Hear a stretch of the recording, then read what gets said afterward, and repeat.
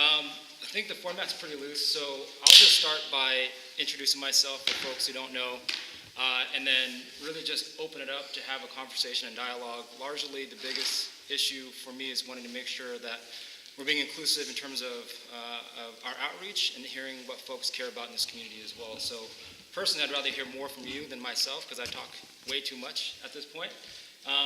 So my name is Nguyen. My family were refugees from Vietnam. I was actually born in White Center because we had access to public housing. After the war, my father fled with the U.S. Navy. My mom joined him afterwards. She was on one of the first wave of boat people. So if you look at our Facebook page or our website, literally the boat that they used to escape Vietnam, that's the image of them. My mom is holding my little sister in her arms at that time. So born in White Center because we had access to public housing. So I grew up in the area. My family then moved over to Burien a few years later, where I was raised, where I went to school as well. So I went to Hazel Valley Elementary, went to Cascade Middle School, and then ended up going to Kennedy High School down in the area. When we were in Burien, my father actually got into a car accident. So when I was 7 years old, my father was in a car accident that ended up rendering him quadriplegic. So he was quadriplegic and also severely brain damaged as well. So we experienced a healthcare crisis when I was a kid. And because of that, we certainly struggled growing up. It was very difficult for us growing up in an immigrant community, son of refugees. So my mom had to take care of the four of us, and then also my father at the same time, which is very tough. I ended up being a janitor at my high school when I was in high school. So imagine being class president of my school and then sweeping the floors in the afternoon. That's what we ended up doing because that's what you have to do when you come from that background. So I was actually student body president at Seattle University as well. And then I'd wash dishes after school because that's what you had to do to take care of your tuition and whatnot. So that's kind of my background. I do a lot of work in the community now. I serve on an organization called Wellspring Family Services. They do a lot with family homelessness. So a lot of folks actually don't know, but domestic violence is the leading cause of family homelessness. So for women and children, that's oftentimes the reason why they're homeless. So we work with family homelessness, specifically everything from domestic violence intervention to diversion methodologies to keep people housed, and also working with young kids. So we helped pass legislation this past year to work with kids who are experiencing trauma, so 0 to 5, to make sure that they get the resources they need to overcome some of those trauma. I also do a lot of work with law enforcement and police relations in the community. So about a year ago, there was a young man named Tommy Lay who was shot in Burien and killed. And through that experience, I've been working with the community to put together a public forum to bring together local leaders, community leaders, and then his family as well, to make sure that we're doing it in a way that was respectful, but also try to see if we can prevent that in the future. I also do a lot of work with, not a lot of work, but I volunteer with the Low Income Housing Association. So I spoke at their conference a few months ago to talk about how you can advocate for legislation that would increase funding for affordable housing, but also increase access for affordable housing as well. My day job, I'm actually a senior manager at Microsoft. So my background is actually in strategy and analytics. My team, what we do is we actually provide job training resources for folks who are interested in tech. So we build free training where if you're interested in learning about machine learning or artificial intelligence or stuff like that, our goal is to really help people get the skills they need to be successful and thrive in an economy that's very dynamic as well. So that's generally my background. I have 2 young kids, 1 and 3. We just had dinner actually, and I came over here. We live down the street, down in the Genesee Hill area. I actually lived across the street for a little while as well, for a couple of years, in the North Admiral area. So very familiar with the folks here. Love Freshies is where I normally go to get coffee. With that, just wanted to say thank you. We're very honored to be able to run for office. We're very lucky to have a good caliber of folks running for office in this district. We had 11 folks run, and thankful for Shannon and everybody else that put their name in the hat, or their hat in the ring to be able to run for office. And I know, it's a weird euphemism. And fortunate enough to win the primary election. We're also endorsed by Congresswoman Camilla Jayapal, which you don't like, but that's cool. But really want to bring representation to this community. We were the first person in this campaign the first person of color to win a primary in this district in the history of Washington State. So despite having diversity in White Center and Burien, there's never been a person of color ever to serve in the House or the Senate in this district. But our goal is really to represent the entire community, to make sure the voices for everybody is heard, and to make sure that representation reflects the diversity and the values of the people here. So with that, I'd love to, I think, just answer questions. Yeah, I'll try to moderate a little bit, so if anything starts to get a little too out of hand, I'll kind of jump in. But some hands who'd like to raise the first question, or ask the first question? Yeah. David? Sure. Thanks for coming. Yeah, man. And for sharing all Glad that. to be here. So I made a note of it. It caught my attention when you were talking about washing dishes and helping to pay tuition at CLU with that. Yeah. Which, I mean, even now, if someone It's can hard. work a part-time job, that's great, but that, as we all know, student debt is quite the burden these days. So I'm wondering, what do you see as the role of the state legislature as far as helping out, whether it's, setting public university tuitions or figuring out different ways to provide financial aid, and then specifically your own thoughts on that, or strategies? Yeah, I mean, how much time do we have? Right? So it's one of the things. So I certainly support community college, free community college for young folks, make sure they have the opportunity. Again, you don't agree with it, but that's fine. And that's fine. Cool, thank you. I believe that we should have funding to make sure that all folks have the opportunity to succeed in this community, right? So that starts early on too. So I'm gonna start with early education and then I'll go into the higher education. So one of the things that I believe is we need to close the opportunity gap. So right now, the way that we fund education is very tough for certain school districts, and oftentimes communities of color and low-income communities kind of get left behind. So one of the biggest things I want to do is make sure that we have programming and grants to help support those classrooms. My wife is actually a public school teacher in the Highland School District in Shorewood, and she's a special ed teacher. And every single year we put our own money into help supporting her classrooms. So oftentimes the only way to close that gap is for teachers themselves spending their personal money. I think that's very tough, and that shouldn't be something that we have to do. Also, we need to make sure that the diversity of the teachers who are teaching themselves should reflect the community as well. So oftentimes, say for instance, in Federal Way, one of my friends is an educator there. He is the only black teacher, despite the population being, I think, 60% African American. So having grants and programs to encourage young people and people that reflect the community to be able to go in there as well, and having programs to help alleviate some of the burdens of their tuition. So in terms of funding, it's tough. Obviously, it's federal level stuff in terms of funding for education, but certainly believe in providing resources, say for instance, community college that is tuition free for folks, so that way they can actually have that as an option for them. Yeah, but yeah, it's tough having 3 jobs and going to school at the same time. I had 2 majors and a minor, and I had like 3 jobs. Excuse me. Yeah. Thank you very much for being here tonight. Very impressive story. Kind of a comment and big picture question and a specific question. With regards to education, of course, there was the Berry decision and Yeah. the property taxes have been kind of a wood sticker shock for a lot of people Yeah. in this region and throughout the state this year. I mean, certainly in Seattle, and some of the property tax issues are more local, sort of inflicted pain. But I just wondering what you think at the state legislative level are opportunities to maybe try and help this very struggling and declining middle class, Oh, especially yeah. in Seattle, in this district, struggling with high property taxes, high Yeah. costs, and Well- the middle class is being sort of priced out of Seattle. Yeah. So kind of, what can the legislature do to address that? And then my specific question, just as an example of frustration, that I think probably a lot of people agree that the Sound Transit car tabs, frankly, are illegal and we're really getting kind of screwed by those. And the legislature was going to act on that last session, and I know you weren't there, but they didn't. And I think there's a lot of frustration with Sound Transit and these car tabs that overvalue cars and these enormous car tabs that, again, becomes a real pocketbook issue for a lot of people. No, I agree. At the end of the day, and I think Shannon and I both agree, it's because of our regressive tax structure that we have in Washington State. The way that we're structured right now, we really only have property taxes, sales taxes, some B&O, and some fees. Root cause for a lot of the issues that we're seeing, the lack of funding for education, the reason why we're having issues paying for transit, and the reason why we're going to more regressive things like the car tab issues and the property tax issues is because we can't have a more progressive tax reform. So ideally what I would do is, first off, I would go for a capital gains tax in Washington State, but at the same time, I want to lower property taxes, I want to lower sales taxes, and I actually want to get rid of B&O for small and medium-sized businesses. The hard part is that we have to make sure that the representatives that we have are being accountable with their money and spending it efficiently as well.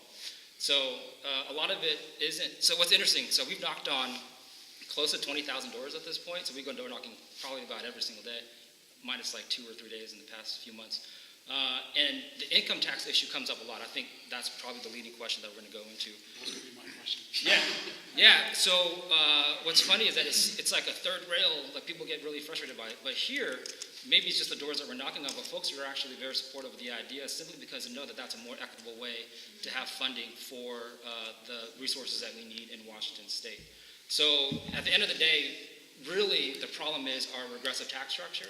And being able to make hard decisions and fix that, that's part of the solution, so that way we don't have to rely on, the overburden of property taxes and everything else that we're seeing as well. An editorial comment, if I may, I understand the whole income tax debate issue, but I think, again, that gets to the heart of the accountability question. I think there's... Yeah, I agree. Full disclosure, I do work for Washington State DOT, so I'm familiar with I love it. But I think accountability in state government is a big issue. Before we can say, okay, we're doing an income tax, I think there's... Exactly. I agree with you. And that's why I think we need to, at the end of the day, that's also one of the reasons why we're running, because I think we need to have representation of folks who reflect the values of the community, who have those lived experiences, who feel that burden as well. So, yeah. I'm going to ask a question here. So with Washington, obviously, the DC obviously dropping the ball on the Paris Climate Accords, all of that, what more can we do as a state? So 1631 is a good start. 1631 is the carbon initiative that would raise revenue to help alleviate some of the burdens that we're feeling, but also taxing the greatest polluters in Washington State as well. So Washington State has an obligation to be a leader, just because, we do have a Democratic House, a Democratic Senate, a Democratic Governor's Office. We're not as blue as people think once you go to the east side of the mountains. But I think it is our obligation, and Bill Gates actually just endorsed it today, which is, I thought it was pretty cool. And that is our obligation to be a leader on those issues, where just by being able to be that bold voice to fight for the environment, that in itself can spur action for other states as well. And the reason why I support 1631 more so than the legislation that was being passed previously is that they really worked hard to build a coalition that would support low-income communities, communities of color. So when you have what's called a pollution burden community, there's actually one in our district near the Duwamish River. Oftentimes, the people that are impacted the most by pollution are low-income communities, right? So higher rates of asthma, higher rates of health issues. So when we talk about tackling and fixing issues with the environment, it's not just a long-term thing that may happen down the road. No, things are happening right now. People are impacted right now, right? So look at Flint, Michigan, right? Like, do you think pollution for the water would happen in a more affluent spot? Right? No. So we need to make sure that as we're working towards alleviating issues and working for the environment, we're doing it in a way that's also being mindful of the folks who are going to be impacted by it as well. I'm not sure that answers your question, but yeah. Anything over here? Okay, so maybe it's a twofold question. The first one would be something I asked Shannon too. Is on a scale of 1 to 10, how efficient in the big picture do you think Olympia is? Wait, so is one good or bad? 1 is terrible, 10 is like awesome. Okay. All right, and why does it seem like there's always extra stuff being thrown at the population? Like, we got to do this, we got to do that, got to add some, solve some other problem. Then there's so many fundamental problems that just aren't solved. I mean, could there be a move, would you be interested in a move to just take care of, education, roads, transit, some of the basic crime, for God's sakes, homelessness, just take care of those. Yeah, no, I agree. I mean, Constitutionally, I think there are some requirements, but yeah. Yeah, I mean, we have a resource-rich state, highly educated, well-read, passionate state, but That's a- tax to the hill. That's We're one of the highest tax populations in the country, right? Depends on which statistic you want to lie with, but I've heard everything from. well. So it depends on your income bracket, actually. So if you're a family that makes under $25,000 a year, you pay about 17% of your income in taxes. If you make over $500,000 a year, you pay about 2% of your income in taxes. That's the problem. Yes, So, exactly. There's another problem, it's overall taxation, gas tax, just at the pump, groceries, everything, on and on and on. I mean, going out. Yeah, I don't disagree with you. All said and done, You know what's crazy? Idaho has a less regressive tax structure than we do. So like if our tax structure was more like Idaho, we would actually be in a better spot.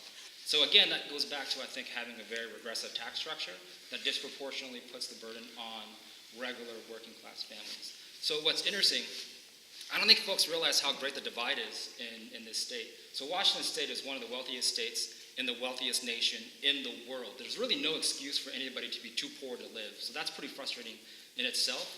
But there are 4 people who live in King County right now. 4 people that live in this area that are so wealthy, they are able to buy every single house in Seattle in cash and still be billionaires afterwards. Right? So, and that's why certain things like a capital gains that's more progressive, I think it's important because I don't think people realize how great the divide is. And you can implement it in a way where they likely won't feel the discomfort as much as somebody who can be able to save some. Is that? The wealthier people have already said, I mean, they've come up to tax us more, we won't even notice. Yeah, Nick Hanauer is very outspoken about They that. said we won't even notice. Yeah, and I agree with them. And so that's why it's important. We've got all these taxes, it's wonderful, whatever, yeah. We've got all these taxes, but we can't educate our kids. Yeah, isn't that frustrating? And they're a really educated area. That's what I want to see from my state government, is if you cannot, why the problems we have, because the more education the kids get, the more money they're going to make, the more money will be in our coffers, the more that they will, commerce, etc. It all pays us back. Yeah, I agree with what she said. I have a question or comment. I was gonna keep on the hook that 110 on efficiency. Oh, Olympia. I think it actually got a little bit better last year once we had the majority in the Senate. It did. Yeah, so I think it got a lot better. We're likely to have a supermajority after this November, knock on wood, if all goes well, where I think it'll move up the needle as well. So before last year, I'd probably say like a 3 or a 4. This past year, maybe like a 5 or a 6. And assuming we see what we think we're going to see, a 7 or so. It's still the government, so it's not going to be more than. So do you think, you're gonna push for capital gains? Yes. Is that on like selling your home? No, so your primary residence is exempt. So, and oftentimes the capital gains would be over a certain threshold as well. So likely it'll affect a very small percentage of folks in this community and still be able to raise enough money to pay for things that we're talking about. But the key also is making sure that we're lowering other things like property tax or sales tax or B&O tax to make sure it's more equitable at the same time. But yeah, so for sure your primary residence would be exempt. Healthcare is an issue that's bothered me for some time since Obama made some lies. I saw my premiums significantly go up. Yep. I'm not happy about that because people that, I've read studies that people simply move more, ate healthier, our healthcare costs in this country would drop significantly. So a lot of the healthcare we're spending in this country is simply people don't move enough, they eat crap food, and just don't take care of themselves. So my father's in a car accident. But I'm not talking about those uncontrolled risks. I'm talking about controlled risks. Okay. And smokers are paying more, which is correct, but people simply need to move more, eat better, and just lead healthier lifestyles to lower our overall cost. I get it if you get, unlike you get lupus. I get socializing uncontrolled risk, but socializing controlled risk is something I do not support at all. People that smoke need to pay more, and people that don't take care of themselves need to pay more. So what's your Do point? you have a question? Yeah, I'm just saying is that I was obese in my 30s. Yeah. I lost the weight. I changed my lifestyle to lose the weight. I would have had diabetes because my mom had it. Yeah. And because I made those choices, I think people that do make those choices should be rewarded with lower costs. And I don't think socializing medicine is fair. Because I don't have a problem with socializing uncontrolled risk. I really have a problem with socializing controlled risk. If people don't want to take care of themselves, they need to pay more. So do you have a question here, Mark? That's Or is it just kind of a comment question. Oh, yeah. I personally believe in a single-payer healthcare system, so you may not necessarily agree on that front. But largely, I think the access to it so that people can actually have the services they need to get the support that they need as well. But you actually bring up a good point. So I think in terms of the habit of healthy living, I think we should certainly spend more money in terms of the prevention and working with local organizations. So say, for instance, there's a Boys and Girls Club in White Center that I used to go to when I was a kid. They had funding. We got to go there and play. We had sports. They gave us a meal in the summertime. They don't do that now because we don't have funding for services that actually encourage kids to go out and do stuff. So even ancillary to healthcare in itself is providing funding for community support, so that way we can actually encourage healthy behavior like you're saying. But honestly, what you're saying is actually part of a healthcare system itself as well, so the prevention. If we're able to provide more education and training and services for folks to be able to learn what healthy habits look like, that'll be positive impacts as well. But healthcare premiums, I'm pretty sure, do account for things like smoking and stuff, because Just whenever I smoking, it check, doesn't when I account check for my the other box. factors. Yeah, I mean, that's a crazy I mean, process in itself. I think but- there needs to be incentives for healthier living. In other words, rewarded with lower costs. And that's a problem we don't see right now. Yeah, there's a bunch of actuaries who probably are very good at that, much better than me. So. Any other questions here? Dave? We've seen in our elections, or even our local elections, millions of dollars put into campaigns, like our recent mayor. There was at least $1 million in PAC money. Can you describe how you're funding your campaign? So we don't take corporate PAC money. One of the things that we care about the most is making sure that there's no ambiguity in terms of where our values and where our interests lie. And we know that that puts us at a disadvantage. We're outraised in the primary, and still we're able to win too. So the idea is, look, we feel that money has a heavy influence in politics, and want to make sure that there's no ambiguity in terms of who I serve and the voices that we support. So if I say that I work for working families and I want to fight for their rights, I certainly don't want to take funding from folks who may not necessarily agree. But that's just our campaign. We believe that that's important for us and one of those values where we're not really going to compromise on. But that certainly puts us at a disadvantage. And I'll just expand on that. Do you have any ideas or proposals or anything that you'd like to take to Olympia as far as that? The campaign finance reform? Yeah. Yeah, you know what's interesting? So Seattle has those democracy vouchers. Have you guys seen those? Yep. Yeah, again, probably. So I actually was unsure of those at first when I saw them, because I was like, this doesn't seem like it's a fantastic idea. I did a study after the first round of democracy vouchers. The data is publicly available. I like Excel, so I did it on the bus on the way to work one day. And what's interesting is if you look at the outcomes of that, it was very, very positive. Before democracy vouchers, less than 2% of people in Seattle donated to political campaigns. Yet every single person who raised more money in those elections won their race, right? So a very small percentage of people has a very heavy influence on the outcomes of our elections. And you can kind of guess their demographics. Generally older, generally whiter, generally wealthier as well. And then in very specific pockets of the neighborhoods. There's literally a map. There's a map that shows where people donate. The democracy vouchers, it was kind of funny because there was a controlled sample. I'm sorry, I really like statistics. So there was a controlled sample, folks who did get democracy vouchers and folks who didn't. The campaigns that had democracy vouchers had an increased turnout in terms of the number of folks who gave to campaigns. They were generally younger, they were generally more diverse, and they were generally more diverse socioeconomically as well. So the democracy vouchers, this is the first run. I mean, this is the first try. I think that office only has like 3 people, and they ran this program.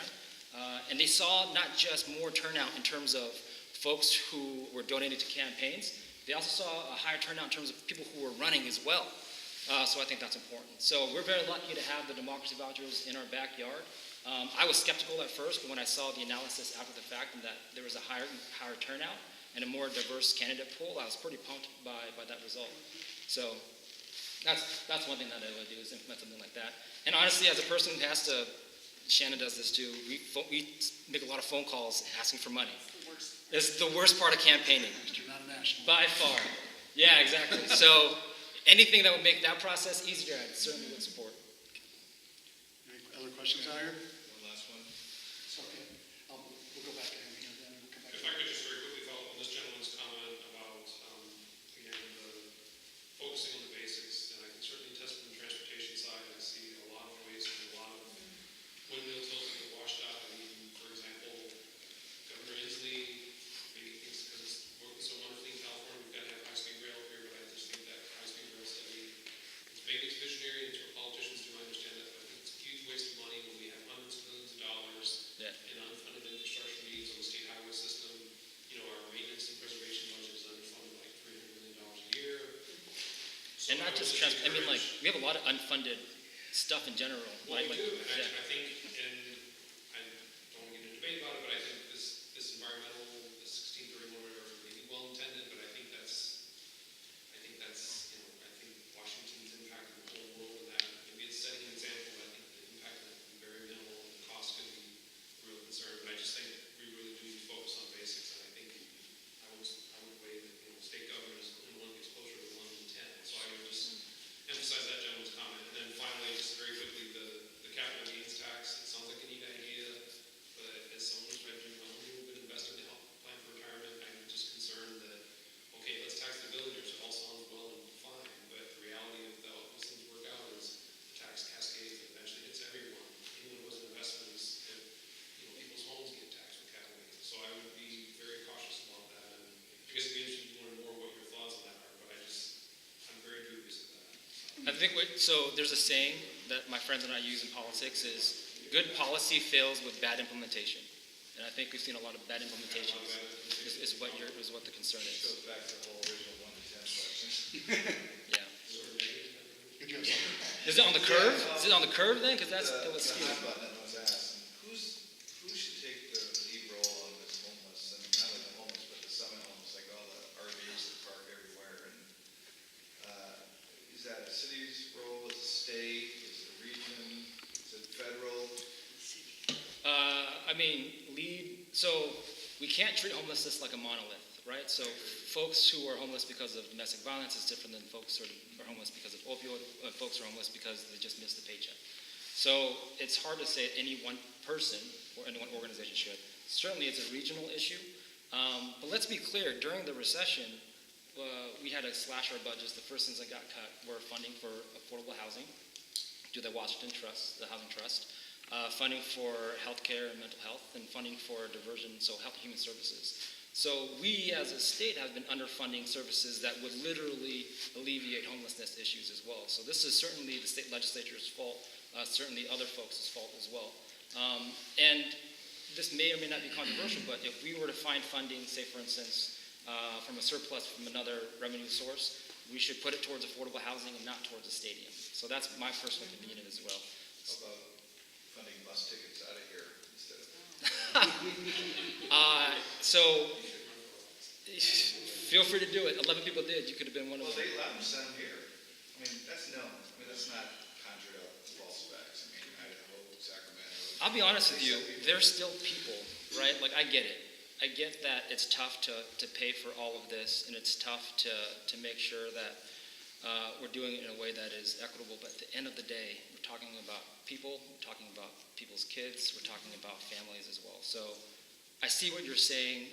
I still think that we should treat them in a humane way, in a way that is respectful and that has dignity as well. And what is the responsibility of the people that send them here?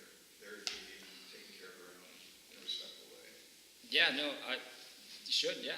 And I'm not necessarily advocating bus tickets, just to. No, I know. I feel like you're being, yeah, but Kind of feeling around the edges that, I mean, statistically, going back to your statistics, how many people are we taking care of versus how many people live here compared to all these other cities are sending their homeless people here, whatever. Who are those cities that are sending their homeless here?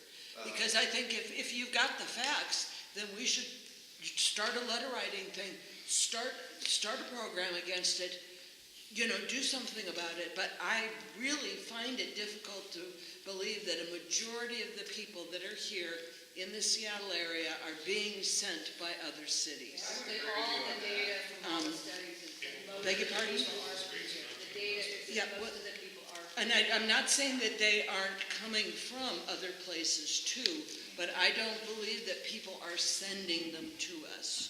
Do you know what that percentage is, Diane?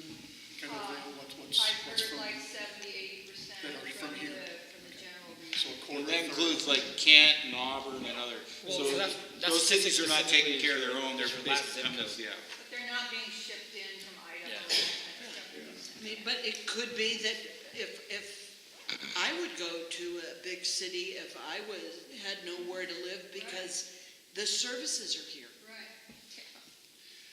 And if you don't have money and you don't have transportation, Is it fair for Seattle to pay for Bellevue's doesn't- issue? it doesn't- I Bellevue's mean- got money too. yeah, that would be, it's not even fairness, it's just a matter of, I want to move on. If there's other questions here, I'm going to have one final one as well. So we're coming up on half an hour, so I was thinking a half hour, 45 minutes. Are we okay, Shannon? Oh, yeah. Okay. So, David, you have another one here? So I would actually, I'd love to hear both from Shannon and Joe. This crowd is obviously not terribly heterogeneous as far as race and, Yep. I mean, there's a median age, but I'm curious what you've both done as far as outreach to communities of Good color, question. low income, and what are their, if you could summarize their principal concerns about the 34th district, and then And we can hold out this for Shannon if she wants to go exclusively on her own. Yeah, so that's obviously a very big deal for me, right? So I come from an area in this community that has largely been underrepresented and underserved, and because of that, you see a whole host of issues in terms of engagement with the political process as well. We worked very, very hard to be involved in the community. We've registered hundreds of people by going to various community organizations throughout the 3rd and 4th. We have multilingual literature, so part of that is being culturally competent and being respectful of it as well. And part of that is also understanding who the influencers are in various community, right? So we're very much engaged with the Somali community, the Khmer community, the Vietnamese community, the Latino, Latinx community as well. So we actually launched a campaign video this past Monday that is done in 4 different languages. So Vietnamese, Spanish, Somali, and then English as well. So part of being culturally competent means speaking to folks in a way that they would be comfortable with at the same time. We've been very fortunate. We saw an uptick in turnout from Burien, uptick in turnout in White Center. Specifically in Vietnamese, we actually increased turnout for folks in there by like 3x. So, and that's my mom. Honestly, it was my mom. We just made a list of every single person with a Vietnamese name in the district, and I just sent her out. And she like called and talked to those folks. She registered herself by like 300 people. And then we phone bank in multilingual as well. So not only do we phone bank folks who traditionally turn out 3 out of 4. Well, so one of the things you do is you contact folks who are likely to turn out, which means that they've likely voted in the past. We actually did the opposite as well. So folks who we didn't think were likely to turn out, but we believed were underrepresented. So we do spend a lot of time and energy reaching out to folks in different languages and people that historically don't get engaged. Because that is a problem, right? So Washington State passed the Voters' Rights Act this past session, and that basically acknowledges the fact that, look, turnout isn't great, especially in communities of color and low-income communities. And one of the reasons is because they don't feel as if the representation necessarily reflects them or will fight for their values.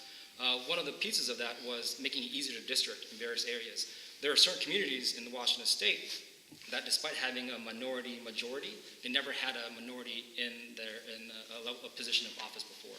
So part of that is make sure that the process is easier, make sure that the process is inclusive, and really it's making sure that the representation will actually reflect those folks and will provide an experience people will actually want to come out and vote.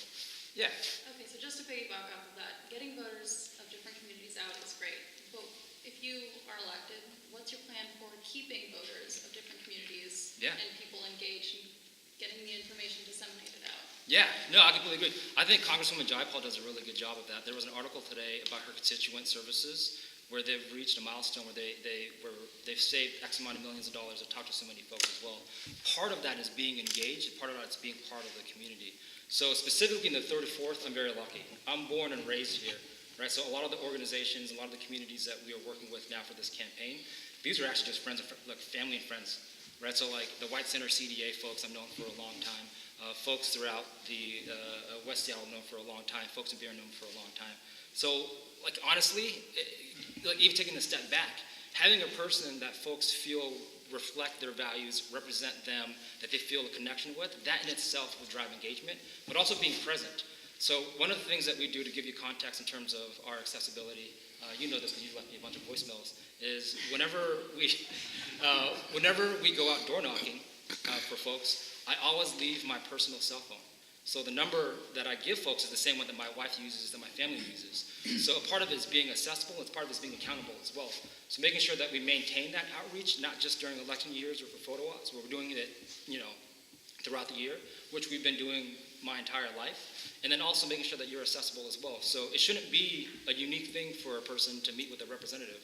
This should be normal. right? So literally tens of thousands of people in this district have my personal cell phone that I've had since I was a kid. So a lot of it is, reflecting the community, it's being present, having very good constituent services, but also making sure that you're doing it in a culturally competent way, like multilingual, like talking to the right folks, and making sure that you're living those values as well. Thank you. Thank you. I'm going to throw a question out here. Yeah. Full disclosure, both Mark and myself are on the West Seattle Transportation Coalition. We're both traffic engineers. And you, having lived here in Admiral, you know the traffic challenges here. It took me an hour and a half this morning to get to work. So just having said that, some of the things that obviously the bridge. The bridge is concerned. We've been lately kind of working a lot with regards to the ferry.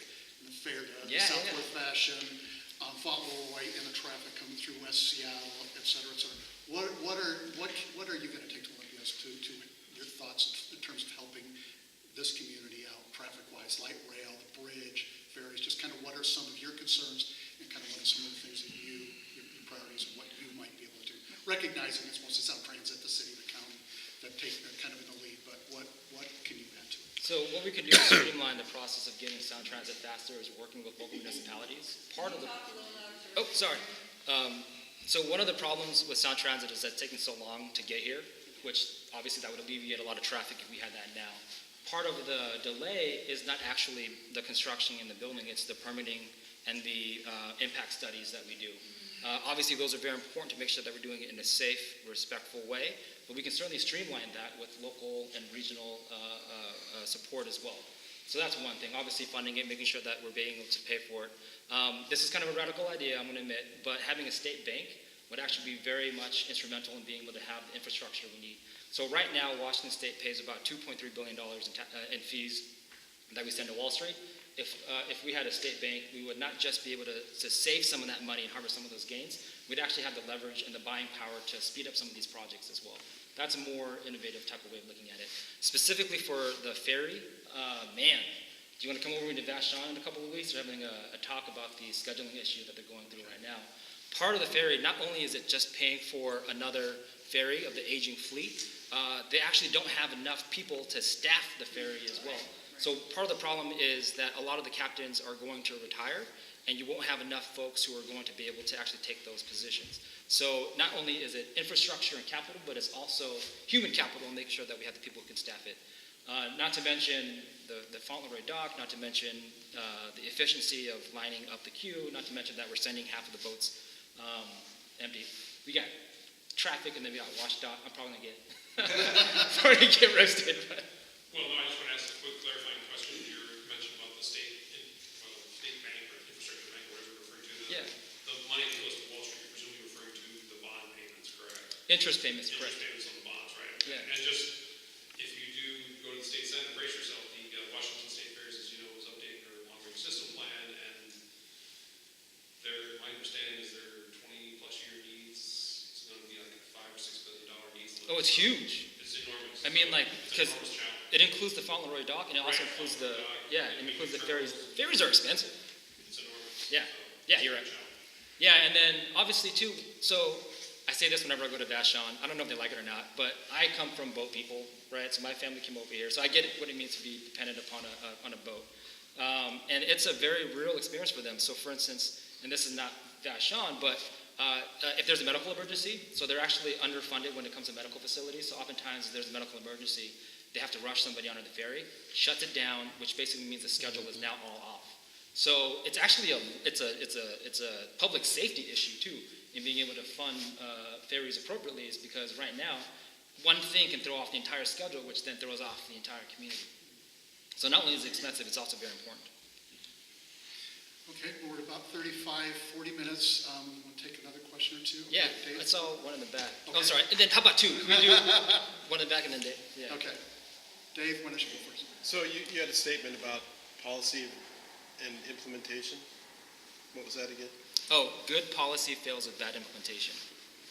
So, in my opinion, that's part of our problem with not, as the gentleman's been saying, about our basic services not being what they should be. Given the structure that we have, taxes and stuff now, and if that wasn't to change, what would you do for implementation to make things better in these basic So I keep bringing this back to representation because I feel like that's actually a very important piece of this, is oftentimes folks, our system is one where it is very difficult to become an elected official, and once you're there, you're often there for a long time, and oftentimes various communities are excluded from that process. So oftentimes what I see in terms of poor implementation is not that they are doing things maliciously, they just are disconnected from what the values of the people are as well. So to be honest, I think sending folks who have the lived experiences and the values of the community, who feel the same pains that they do when it comes to, say, housing affordability or healthcare issues, that in itself is an important piece of this, is that we need to make sure that our representatives understand that these are important things that we care about that should be tackled.